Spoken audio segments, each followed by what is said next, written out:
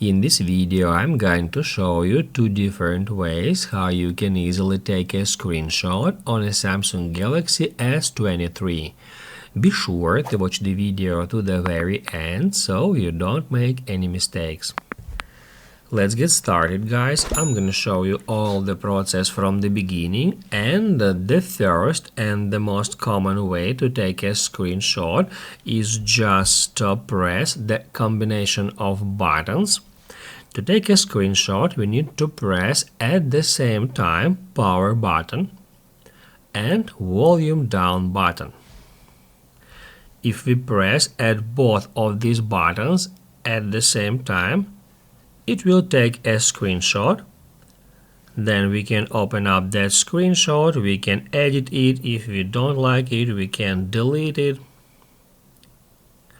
So guys, that's the basic way how we can take a screenshot. However, here I got for you another way how we can take a screenshot without using that physical buttons. First off, we need to head over to settings. To do that, swipe down at your home screen and then tap at that gear. Once you are at settings, scroll down until you find accessibility.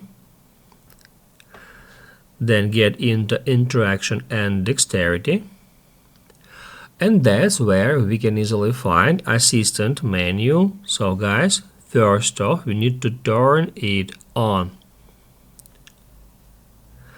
What that will do, that will place that assistant menu button on your home screen. We can move it around, we can place it wherever we want.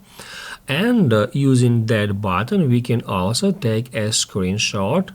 To do that, just tap at assistant menu button and then hit add screenshots. That will take a screenshot of your screen, and that's basically the second and more advanced way how we can take a screenshot on an Android device.